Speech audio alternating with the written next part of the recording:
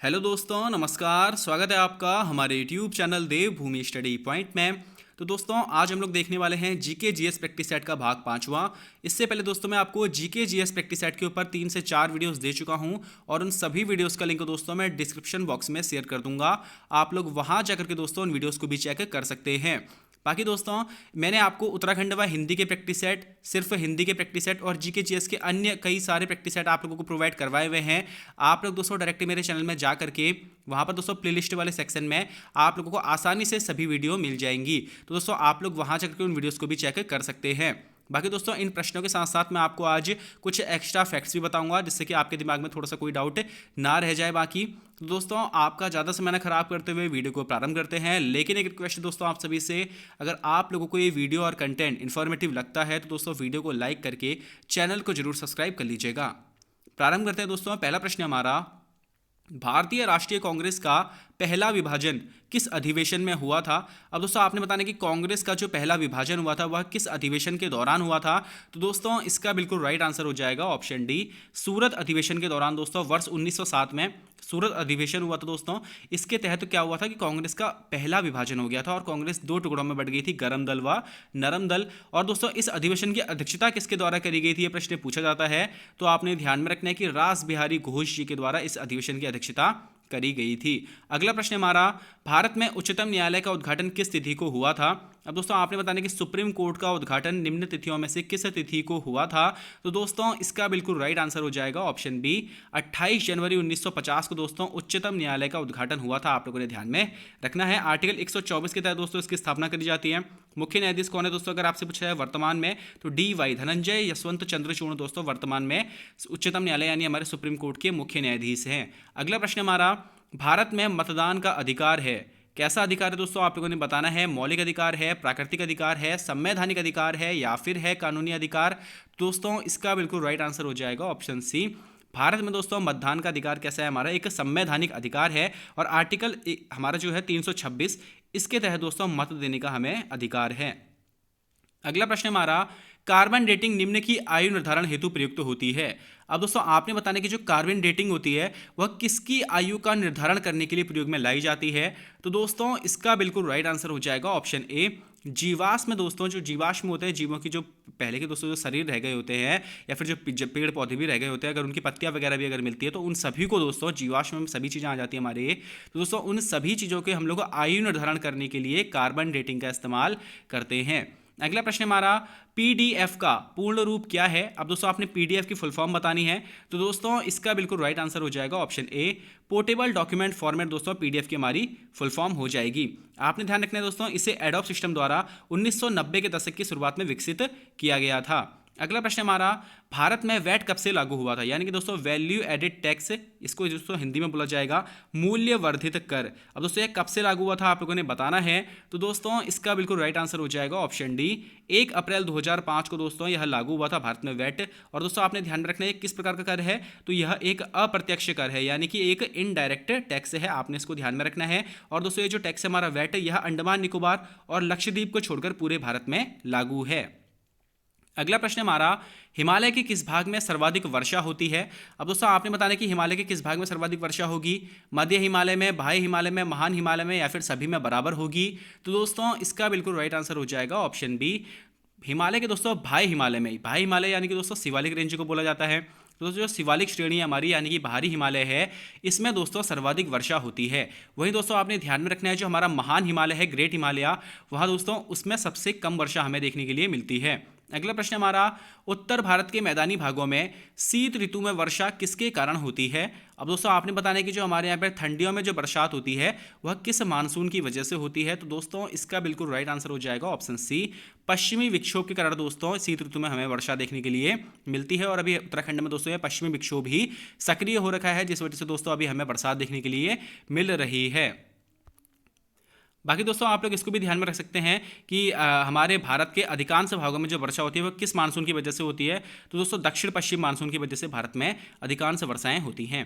अगला प्रश्न है हमारा, भारतीय संविधान का अनुच्छेद 324 से 329 निम्न में से किस पहलू से संबंधित है।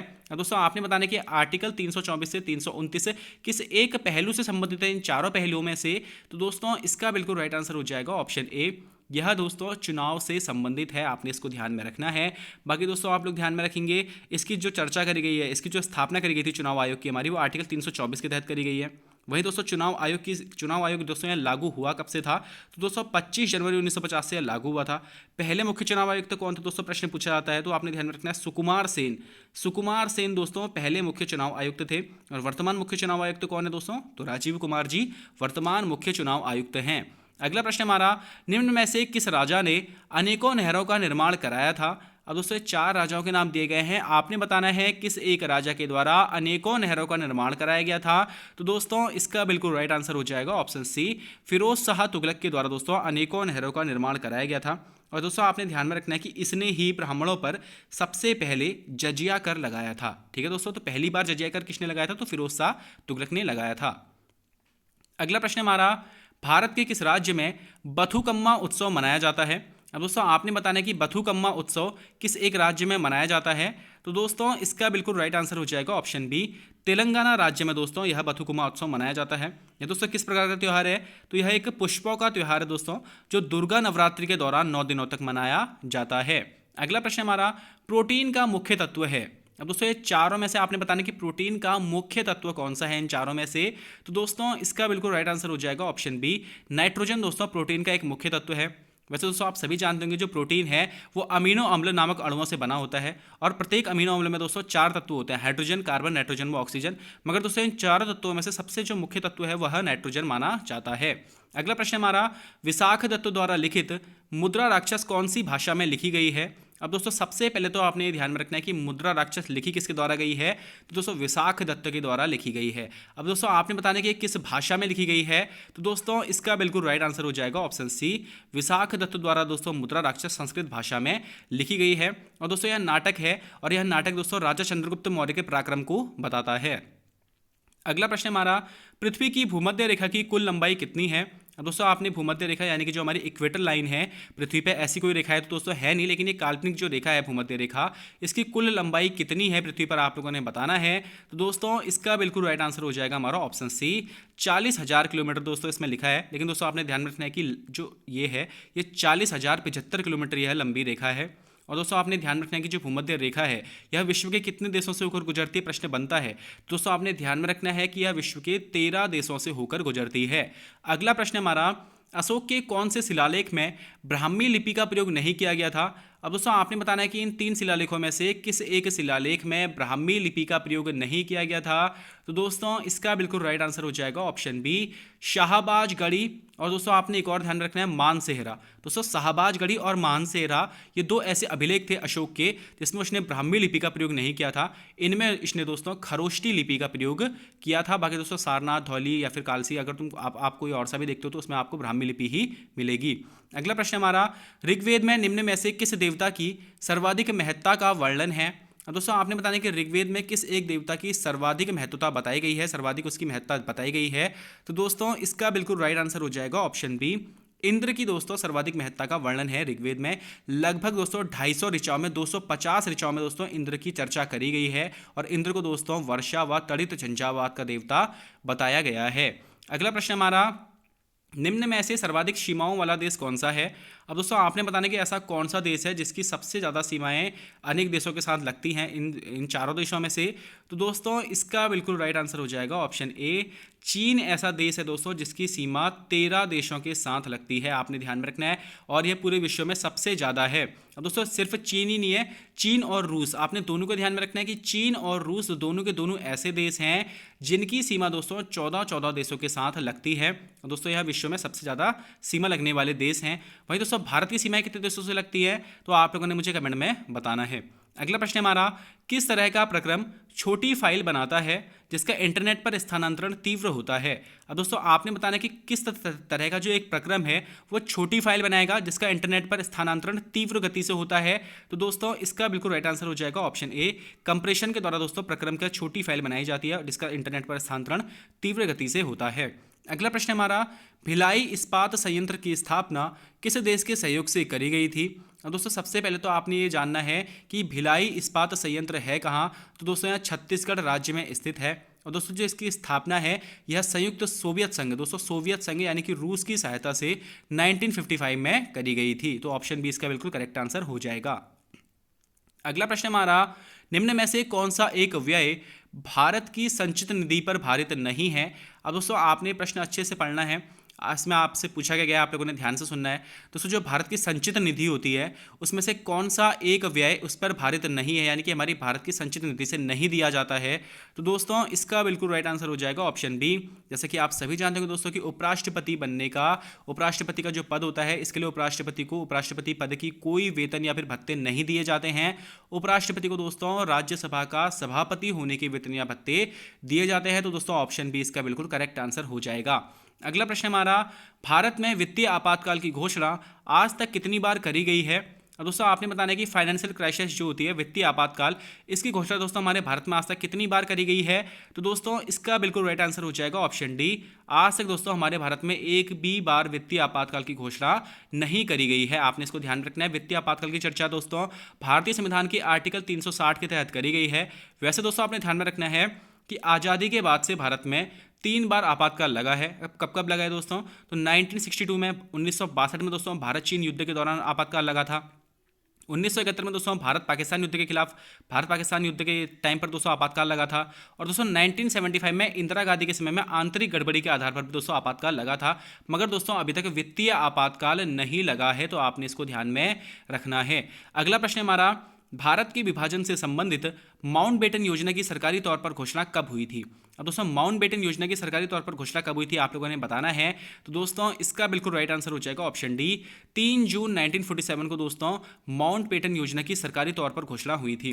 अब दोस्तों इसके तहत क्या था कि भारत को 2 क्षेत्रों में विभाजित किया जाना था, भारत और पाकिस्तान के तौर पर। बाकी दोस्तों आपने माउंटबेटन से ध्यान में रखना है कि ये भारत के अंतिम अंग्रेज गवर्नर जनरल थे। अगला प्रश्न हमारा, बाल गंगाधर तिलक द्वारा राष्ट्रीयता को बढ़ावा देने हेतु कौन सा अखबार निकाला गया था। अब दोस्तों गंगाधर तिलक जी के द्वारा, जो तिलक जी थे, इनके द्वारा दोस्तों राष्ट्रीयता को बढ़ावा देने के लिए कौन सा एक अखबार निकाला गया था। तो दोस्तों इसका बिल्कुल राइट आंसर हो जाएगा ऑप्शन सी। केसरी दोस्तों जो अखबार है यह राष्ट्रीयता को बढ़ावा देने के लिए इनके द्वारा निकाला गया था। वही दोस्तों आपने ध्यान में रखना है कि केसरी के अलावा मराठा ऐसा समाचार पत्र था जो इनके द्वारा ही निकाला गया था। आपने दोस्तों दोनों की भाषा ध्यान में रखनी है। देखिए दोस्तों जो मराठा समाचार पत्र था वह अंग्रेजी भाषा में प्रकाशित हुआ था, और जो दोस्तों केसरी समाचार पत्र था यह मराठी भाषा में प्रकाशित हुआ था। आपने दोनों में ही कंफ्यूज नहीं होना है। अगला प्रश्न हमारा, भारतीय खाद्य निगम की स्थापना कब हुई थी। अब दोस्तों आपने भारतीय खाद्य निगम की स्थापना कब हुई थी बताना है। तो दोस्तों इसका बिल्कुल राइट आंसर हो जाएगा हमारा ऑप्शन बी। 14 जनवरी 1965 को दोस्तों भारतीय खाद्य निगम की स्थापना हुई थी। इसका मुख्यालय कहाँ है, तो दोस्तों नई दिल्ली में इसका मुख्यालय है। अगला प्रश्न दोस्तों हमारा, समेकित बाल विकास सेवाएं नामक कार्यक्रम कब प्रारंभ हुआ था। अब दोस्तों समेकित बाल विकास सेवाएं नामक कार्यक्रम कब से प्रारंभ हुआ है आप लोगों ने बताना है। तो दोस्तों इसका बिल्कुल राइट आंसर हो जाएगा हमारा ऑप्शन सी। दोस्तों वर्ष 1975 में समेकित बाल विकास सेवाएं नामक कार्यक्रम प्रारंभ हुआ था, और इसके तहत दोस्तों जो महिलाएं हैं या फिर 6 वर्ष से कम आयु के जो बच्चे हैं उनको दोस्तों कुपोषण से दूर रखना था और रोगों से दूर रखना इसका लक्ष्य था। अगला प्रश्न दोस्तों हमारा, भारत की दूसरी स्वतंत्रता पुस्तक के लेखक कौन है। अब दोस्तों आपने बताना कि भारत की दूसरी स्वतंत्रता नामक पुस्तक के लेखक कौन है इन चारों में से। तो दोस्तों इसका बिल्कुल राइट आंसर हो जाएगा हमारा ऑप्शन बी। जयप्रकाश नारायण दोस्तों भारत की दूसरी स्वतंत्रता नामक पुस्तक के लेखक हैं। और दोस्तों आपने ध्यान में रखना है कि जयप्रकाश नारायण को लोकनायक भी कहा जाता है। अगला प्रश्न हमारा, चौथे बौद्ध संगीति का आयोजन किसके शासनकाल में हुआ था। अब दोस्तों इन चारों राजाओं में से आपने बताना कि चौथे बौद्ध संगीति का आयोजन किस एक राजा के शासनकाल में हुआ था। तो दोस्तों इसका बिल्कुल राइट आंसर हो जाएगा ऑप्शन ए। कनिष्क के शासनकाल में दोस्तों चौथे बौद्ध संगीति का आयोजन किया गया था। आपने दोस्तों ध्यान रखना है अका अक, आपने क्या ध्यान में रखना है, आपने ध्यान में रखना है अका अक। अका अक अगर आप लोग ध्यान में रखते हैं तो आपको चारों बौद्ध संगीति का आयोजन किसके काल में हुआ था आपको ध्यान में रह जाएगा। देखिए दोस्तों सबसे पहला बौद्ध संगीति का जो आयोजन हुआ था वो अजात शत्रु के काल में हुआ था। फिर द्वितीय का हुआ था कालाशोक के काल में, तो हो गया अका। अका हो गया दोस्तों पहला वाला अजात शत्रु और दूसरा वाला कालाशोक, तो अका हो गया। तीसरा वाला दोस्तों अशोक के काल में हुआ था, ठीक है। और फिर अंतिम जो था वह कनिष्क के काल में हुआ था। तो दोस्तों अका अक आपने ध्यान में रखना है। चारों बौद्ध संगीति के आयोजन किस किस राजा के काल में हुए थे। अगला प्रश्न दोस्तों हमारा, 1857 के विद्रोह के समय भारत का गवर्नर जनरल कौन था। अब दोस्तों 1857 की जब क्रांति हुई थी तो उस समय दोस्तों भारत का गवर्नर जनरल कौन था, आप लोगों ने बताना है। तो दोस्तों इसका बिल्कुल राइट आंसर हो जाएगा ऑप्शन बी, लॉर्ड कैनिंग दोस्तों उसमें भारत का दोस्तों गवर्नर जनरल था, आपने इसको ध्यान में रखना है। और दोस्तों 1858 में भारत का यह पहला वायसराय भी बना था और इसी के द्वारा दोस्तों पोर्टफोलियो प्रणाली भी शुरू करी गई थी, आपने इसको ध्यान में रखना है। अगला प्रश्न हमारा, निम्न में से कौन अवध के कृषक आंदोलन का नेता था। अब दोस्तों अवध के कृषक आंदोलन का नेता इन चारों में से कौन था, आप लोगों ने बताना है। तो दोस्तों इसका बिल्कुल राइट आंसर हो जाएगा ऑप्शन ए, बाबा रामचंद्र दोस्तों अवध के कृषक आंदोलन के नेता थे। इनके द्वारा दोस्तों 1920 में अवध किसान सभा की स्थापना भी करी गई थी, आपने इसको भी ध्यान में रखना है। अगला प्रश्न हमारा, किस अभिलेख में मौर्य शासक अशोक द्वारा लोगों से हिंसा त्यागने व अहिंसा को अपनाने की बात कही गई है।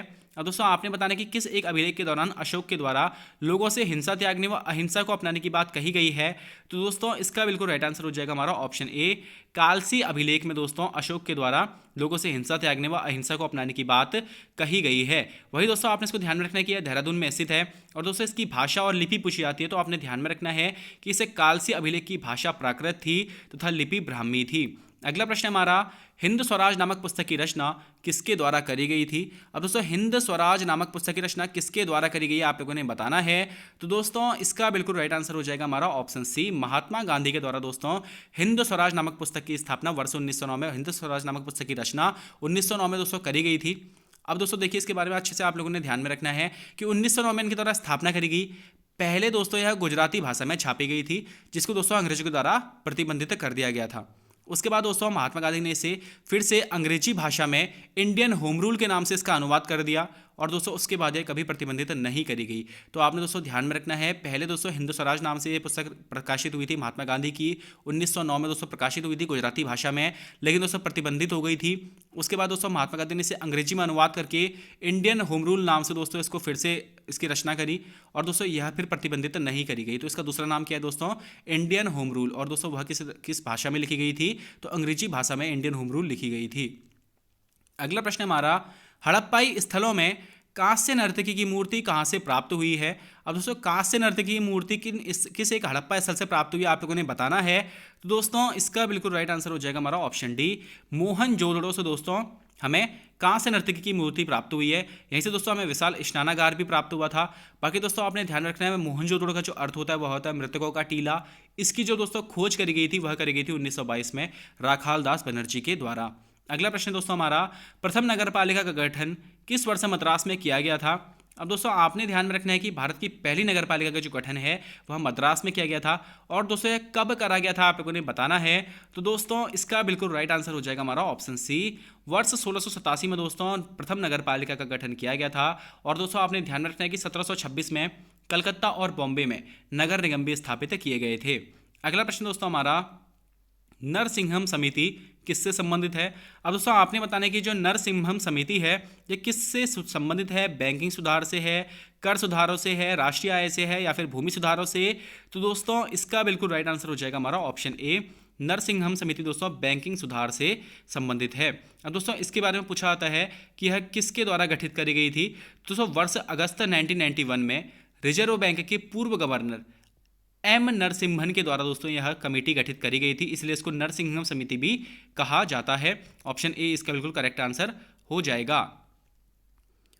अगला प्रश्न दोस्तों हमारा, शाहनामा के रचनाकार कौन है। अब दोस्तों इन चारों में से आपने बताना कि शाहनामा के रचनाकार कौन है। तो दोस्तों इसका बिल्कुल राइट आंसर हो जाएगा हमारा ऑप्शन बी, फिरदौसी दोस्तों शाहनामा के रचनाकार हैं। वहीं दोस्तों अगर आपसे पूछा जाए कि तुगलक नामा के रचनाकार कौन है, तो दोस्तों तुगलक नामा के रचनाकार अमीर खुसरो हैं, जबकि दोस्तों अकबरनामा व आईने अकबरी की रचना अबुल फजल के द्वारा करी गई थी। तो आपने तीनों को ही ध्यान में रखना है। अगला प्रश्न दोस्तों हमारा, पहाड़ों की ढाल एवं पर्वतों के किनारे पाई जाने वाली मिट्टी कौन सी मिट्टी होती है। अब दोस्तों पहाड़ों की ढालों में और पर्वतों के किनारे पाई जाने वाली मिट्टी कौन सी होती है। तो दोस्तों आप लोगों ने भी देखा होगा, आप लोग भी दोस्तों पहाड़ों में निवास करते हैं, तो दोस्तों लाल मिट्टी वहाँ पर पाई जाती है। लाल मिट्टी उसमें हमें पहाड़ों की ढालों और पर्वतों के किनारे। भरतनाट्यम नृत्य शैली का संबंध किस एक राज्य से है, आप लोगों ने बताना है। तो दोस्तों इसका बिल्कुल राइट आंसर हो जाएगा हमारा ऑप्शन डी, तमिलनाडु राज्य से दोस्तों भरतनाट्यम नृत्य शैली का संबंध है। आपने दोस्तों ध्यान में रखना है कि जो भरतनाट्यम है यह भारत का सबसे प्राचीन नृत्य माना जाता है। वहीं दोस्तों जो कथक है, कथक दोस्तों यूपी का, उत्तर प्रदेश का शास्त्रीय नृत्य है। अगला प्रश्न दोस्तों हमारा, कोई विधेयक धन विधेयक है, इसका निर्णय कौन लेता है? तो प्रधानमंत्री लेगा, लोकसभा का महासचिव लेगा, राष्ट्रपति लेगा या फिर लोकसभा अध्यक्ष, आप लोगों ने बताना है। तो दोस्तों इसका बिल्कुल राइट आंसर हो जाएगा हमारा ऑप्शन डी, कोई विधेयक धन विधेयक है या नहीं, इसका निर्णय दोस्तों लोकसभा अध्यक्ष के द्वारा लिया जाता है। वही दोस्तों धन विधेयक की चर्चा आर्टिकल 110 के तहत करी गई है, आपने ध्यान में रखना है। अगला प्रश्न दोस्तों हमारा, सुल्ताना रजिया बेगम किसकी बेटी थी? अब दोस्तों आपने बताना कि जो सुल्ताना रजिया बेगम है यह किसकी बेटी थी? तो दोस्तों इसका बिल्कुल राइट आंसर हो जाएगा हमारा ऑप्शन सी, इल्तुतमिश की दोस्तों यह रजिया सुल्तान बेगम थी। वही दोस्तों आपने ध्यान में रखना है कि इनका जो शासन रहा था वो 1236 से 1240 तक दिल्ली में रहा था, और दोस्तों यह मुस्लिम व तुर्की इतिहास की पहली महिला शासिका थी। अगला प्रश्न दोस्तों हमारा, चीनी यात्री फाइयान किसके शासनकाल में भारत आया था? अब दोस्तों फाइयान किसके शासनकाल में भारत आया था, आप लोगों ने बताना है। तो दोस्तों इसका बिल्कुल राइट आंसर हो जाएगा हमारा ऑप्शन सी, चंद्रगुप्त द्वितीय के समय में दोस्तों फाइयान भारत आया था, और दोस्तों ये ऐसा माना जाता है कि 5वीं ईस्वी में भारत आया था। अगला प्रश्न दोस्तों हमारा, कृषि कार्य में लगे ट्रैक्टर की आवाज़ किस स्तर से अधिक नहीं होनी चाहिए? अब दोस्तों कोई ट्रैक्टर अगर खेती के काम में लगा है तो उसकी आवाज़ कितने से अधिक नहीं होनी चाहिए, आप लोगों ने बताना है। तो दोस्तों इसका बिल्कुल राइट आंसर हो जाएगा हमारा ऑप्शन ए, 90 डेसिबल से अधिक दोस्तों उस ट्रैक्टर की आवाज़ नहीं होनी चाहिए जो कृषि कार्य में लगा हुआ है। अगला प्रश्न दोस्तों हमारा, क्योंकि दोस्तों ऐसा होता है कि 90 डेसिबल के बाद ना जो थोड़ा सा ध्वनि प्रदूषण बनने के ज़्यादा चांस रहते हैं, इसलिए उसकी आवाज़ को एक मीटर के तौर पर मतलब फिक्स करा जाता है कि 90 डेसिबल से ऊपर इसकी आवाज़ नहीं होनी चाहिए। अगला प्रश्न दोस्तों हमारा, निम्न में से किसने गदर पार्टी की स्थापना करी थी? दोस्तों गदर पार्टी की स्थापना किसके द्वारा करी गई है, आप लोगों ने बताना है। तो दोस्तों इसका बिल्कुल राइट आंसर हो जाएगा हमारा ऑप्शन सी, लाला हरदयाल जी के द्वारा। दोस्तों लाला हरदयाल जी के द्वारा 25 जून 1913 को अमेरिका में दोस्तों कहाँ करी गई है, अमेरिका में इसकी स्थापना करी गई थी। अगला प्रश्न दोस्तों हमारा, प्रधानमंत्री की नियुक्ति कौन करता है? अब दोस्तों पीएम की नियुक्ति कौन करता है, आप लोगों ने बताना है। तो दोस्तों इसका बिल्कुल राइट आंसर हो जाएगा हमारा ऑप्शन बी, राष्ट्रपति जी दोस्तों प्रधानमंत्री की नियुक्ति करते हैं। वही दोस्तों आपने ध्यान रखना है कि आर्टिकल 75 के अनुसार दोस्तों पीएम जो है उसकी नियुक्ति दोस्तों राष्ट्रपति करेंगे, और फिर दोस्तों पीएम की सलाह पर अन्य मंत्रियों की जो नियुक्ति है वह राष्ट्रपति जी ही करेंगे। अगला प्रश्न दोस्तों हमारा, निम्न में से हास्य गैस कौन सी है? अब दोस्तों इन 4 गैसों में से आपने बताना कि कौन सी एक हास्य गैस है। दोस्तों इसका बिल्कुल राइट आंसर हो जाएगा हमारा ऑप्शन सी, नाइट्रस ऑक्साइड दोस्तों एक हास्य गैस है। अगर दोस्तों इसका केमिकल फॉर्मूला पूछा जाता है, रासायनिक सूत्र पूछा जाता है, तो आपने ध्यान रखना है कि N2O दोस्तों नाइट्रस ऑक्साइड का केमिकल फॉर्मूला है, रासायनिक सूत्र है। अगला प्रश्न दोस्तों हमारा, कृष्णदेव राय किस शासक के समकालीन थे? अब दोस्तों इन 4 राजाओं में से आपने बताना कि कृष्णदेव राय किस एक राजा के समकालीन थे। तो दोस्तों इसका बिल्कुल राइट आंसर हो जाएगा हमारा ऑप्शन ए, कृष्णदेव राय दोस्तों बाबर के समकालीन थे। दोस्तों ये कृष्णदेव राय किस साम्राज्य के शासक थे? तो विजयनगर साम्राज्य के दोस्तों ये शासक थे, और बाबर ने दोस्तों इनको सार्वकालिक शक्तिशाली शासक बताया था। अगला प्रश्न दोस्तों हमारा, किस खनिज का प्रयोग प्लास्टर ऑफ पेरिस बनाने में किया जाता है? दोस्तों प्लास्टर ऑफ पेरिस बनाने में किस एक खनिज का प्रयोग किया जाता है, इन 4 में से आपने बताना है। तो दोस्तों इसका बिल्कुल राइट आंसर हो जाएगा हमारा ऑप्शन बी, जिप्सम का प्रयोग दोस्तों प्लास्टर ऑफ पेरिस बनाने में किया जाता है। देखिए दोस्तों जिप्सम को ना 150 सेंटीग्रेड पर गर्म करके और फिर सूखे प्लास्टर पाउडर को मिला करके प्लास्टर ऑफ पेरिस का निर्माण किया जाता है, इसको बनाया जाता है। अगला प्रश्न दोस्तों हमारा, भारत के प्रत्येक नागरिक का कर्तव्य होगा प्राकृतिक पर्यावरण का संरक्षण व सुधार, यह कथन भारतीय संविधान के किस अनुच्छेद से संदर्भित है? अब दोस्तों आपने ये कथन तो देखा ही होगा, यह किस अनुच्छेद से संदर्भित है आप लोगों ने बताना है। तो दोस्तों इसका बिल्कुल राइट आंसर हो जाएगा हमारा ऑप्शन बी, अनुच्छेद 51 के ए के तहत, अनुच्छेद 51 के ए के तहत। दोस्तों आप लोग सभी जानते होंगे अनुच्छेद 51 के ए के तहत क्या है। दोस्तों हमारे मौलिक कर्तव्य को अनुच्छेद 51 के ए में रखा गया है। हमारे मौलिक कर्तव्य की संख्या कितनी है दोस्तों? तो 11 हमारे मौलिक कर्तव्य की संख्या है। उन्हीं 11 मौलिक कर्तव्यों में से दोस्तों हमारा एक मौलिक कर्तव्य है कि भारत के प्रत्येक नागरिक का कर्तव्य होगा कि वह प्राकृतिक पर्यावरण का संरक्षण व सुधार करे। वहीं दोस्तों आर्टिकल 48 के ए के तहत राज्य को दोस्तों निर्देश दिए जाते हैं कि वह प्राकृतिक पर्यावरण के संरक्षण का प्रयास करेगा। आर्टिकल 256 के तहत राष्ट्रपति की पदावधि की चर्चा करी गई है, और दोस्तों आर्टिकल 21 के तहत प्राण एवं दैहिक स्वतंत्रता का संरक्षण है। अगला प्रश्न दोस्तों हमारा, विश्व की सबसे व्यस्त व्यापारिक नदी कौन सी है? दोस्तों इन 4 नदियों में से आपने बताना है कि विश्व की सबसे व्यस्त व्यापारिक नदी कौन सी है। तो दोस्तों इसका बिल्कुल राइट आंसर हो जाएगा हमारा ऑप्शन ए, राइन नदी दोस्तों विश्व की सबसे व्यापारिक नदी है, सबसे व्यस्त व्यापारिक नदी है दोस्तों, यह यूरोप में स्थित है। अगला प्रश्न दोस्तों हमारा, सेबी का पूरा रूप क्या होगा? यानी कि दोस्तों आपने सेबी की फुल फॉर्म बतानी है इन 4 में से। तो दोस्तों इसका बिल्कुल राइट आंसर हो जाएगा हमारा option D securities and exchange board of India. दोस्तों securities and exchange board of India SEBI की दोस्तों हमारी ये फुल फॉर्म हो जाएगी। वहीं दोस्तों आपने ध्यान रखना कि इसकी स्थापना कब हुई थी, तो दोस्तों 12 अप्रैल 1992 को इसकी स्थापना करी गई थी और दोस्तों इसका जो मुख्यालय है वह मुंबई में स्थित है। अगला प्रश्न दोस्तों हमारा, रेड डाटा बुक का संबंध किससे है। और दोस्तों रेड डाटा बुक का संबंध किससे, इन चारों में से आपने बताना है। तो दोस्तों इसका बिल्कुल राइट आंसर हो जाएगा हमारा ऑप्शन ए। ऑप्शन दोस्तों बी, विलुप्ति के संकट से ग्रस्त जीव जंतुओं से दोस्तों रेड डाटा बुक का संबंध है। अब दोस्तों रेड डाटा बुक क्या है क्या, तो आपने ध्यान रखना है कि ये क्या करती है ना कि पौधों और पशुओं की जातियों की संरक्षण स्थिति की सबसे व्यापक ये तालिका है। ठीक है, तो अगर मतलब उनके संरक्षण का जो भी प्रयास किया जा रहा होता है उसके बारे में दोस्तों सभी डिटेल इसमें लिखी गई होती है कि किस जगह पर कहाँ पर दोस्तों कौन सी जो प्रजाति है, चाहे वो जीव जंतुओं के चाहे वो दोस्तों पेड़ पौधों की प्रजातियाँ हों, कहाँ पर वो संकटग्रस्त स्थिति में दोस्तों यह रेड डाटा बुक के माध्यम से बताया जाता है। अब दोस्तों ये रेड डाटा बुक जो है ये IUCN के अनुसार यानी कि international union for conservation of nature के द्वारा रेड डाटा बुक 1964 में प्रकाशित करी गई थी। आपने इसको भी ध्यान में रखना है। दोस्तों आप लोग मुझे बताइएगा आपको ये वीडियो कैसे लगी है। बाकी दोस्तों आपका जो भी इसमें स्कोर आ रहा होगा आप लोग मुझे कमेंट बॉक्स में जरूर बताइएगा। अगर दोस्तों आप लोगों की किसी प्रकार की कोई राय है तो आप लोग दोस्तों मुझे कमेंट बॉक्स में बता सकते हैं। वहीं दोस्तों अगर आप लोगों को वीडियो और कंटेंट इन्फॉर्मेटिव लगा हो तो दोस्तों वीडियो को लाइक करके प्लीज़ चैनल को सब्सक्राइब भी जरूर कर देना। बाकी दोस्तों आप लोगों को आपके आगामी एग्जाम्स के लिए हार्दिक बधाई शुभकामनाएं देते हुए मैं अपनी वाणी को विराम देता हूँ दोस्तों। धन्यवाद।